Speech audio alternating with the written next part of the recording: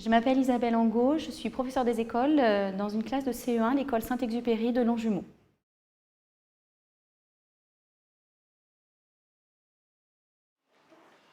Donc pour continuer à s'entraîner, on va maintenant utiliser le TNI. On va faire deux groupes. Un groupe d'enfants qui va aller travailler avec moi sur le TNI, sur l'activité du kangourou, qui est la même activité que celle de la grenouille. Pour être sûr que chaque enfant a bien compris ce qu'il faut faire, je vais demander à un enfant de lire la consigne.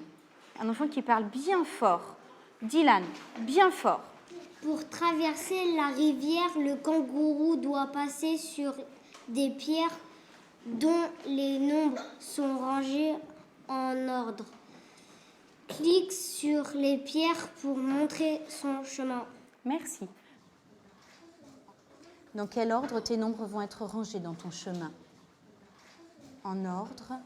En ordre croissant. En ordre. Le TNI, c'est un outil qui, bien sûr, permet une pédagogie active. Il permet une interaction entre les élèves. Celui qui est au TNI va interroger ses camarades qui vont lui répondre, qui vont pouvoir se déplacer, montrer au TNI ce dont il parle. Donc ça, c'est très important. Ce n'est pas la même chose que se déplacer vers un tableau blanc, c'est-à-dire qu'au tableau blanc, le tableau est blanc, on ne voit que l'élève qui n'est pas très à l'aise, qui n'est par rapport au positionnement d'être face à la classe. Ces élèves-là vont être un peu plus mis en retrait, c'est-à-dire que le regard des élèves va être plus sur le TNI, sur l'objet TNI, que sur l'élève. Et ça, c'est très important. Fort. 333. 333. Maintenant, le deuxième nombre que nous allons choisir doit être plus grand que 333. On va proposer à Johan. Les élèves qui justement ne sont pas forcément à l'aise pour s'exprimer face aux autres et expliquer, c'est-à-dire être capable de verbaliser notamment leur stratégie. Quand on est face à un tableau blanc, on n'a rien pour se raccrocher, alors que là, on a l'image, on va pouvoir cliquer, se déplacer, montrer. Si on se trompe, on revient en arrière. Ça, c'est aussi extrêmement important. 754. 754. Il est en effet plus grand. On regarde le chiffre des centaines. Je suis d'accord, il est plus grand. Qui veut maintenant proposer le 3? Là, il est vrai que sur le TNI, les élèves cliquent. Une interaction avec les copains qui disent « mais non, là, tu t'es trompé ». Ah oui, en plus, le côté ludique, ça ne leur pose aucun problème de prendre la gomme, ils vont aimer. Voilà, on efface, on recommence.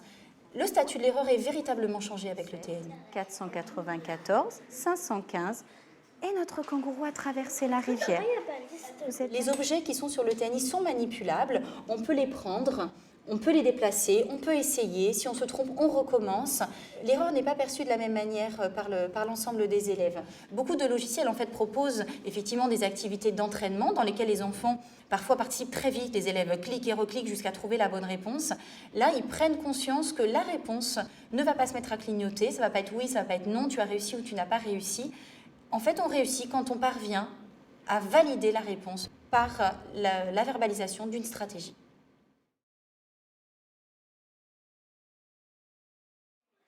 Cette fois, nous faisons le jeu avec un meneur de jeu. C'est Lakshmi qui va venir le faire. Allez, viens. L'image, évidemment, est constituante du quotidien des élèves.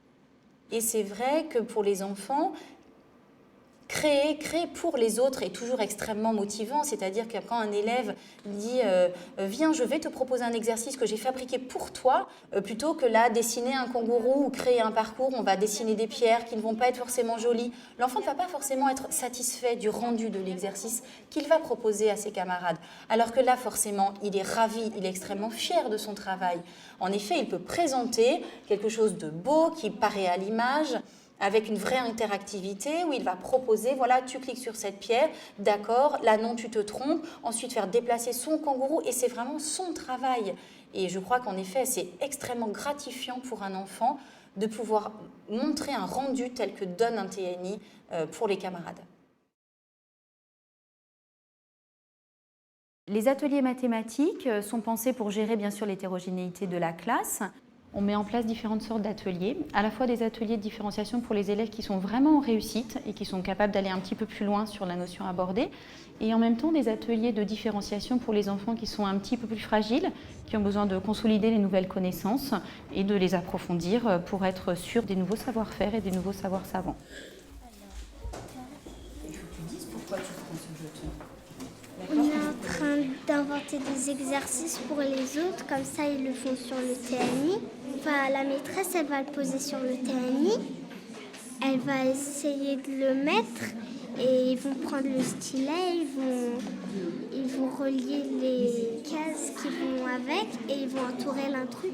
Maintenant, on est prêt à tout faire, à ouvrir une tâche, à dupliquer, à coller, à regrouper, on sait tout faire maintenant.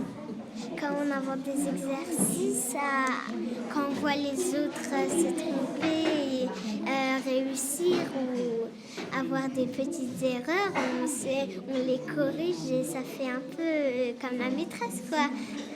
Voilà. Il existe plusieurs modalités de travail possibles pour les élèves experts. Soit ils travaillent seuls, ils peuvent créer des exercices sur feuille, sur papier pour les proposer à leurs camarades, soit à deux, soit par petits groupes. Ils ont la possibilité de travailler sur un ordinateur si c'est possible, un ordinateur de fond de classe ou un ordinateur prêté par les circonscriptions. Là, ils peuvent travailler à 2 ou à 3 ou directement sur le TNI. Alors 8, est-ce que c'est écrit 8 4 plus 4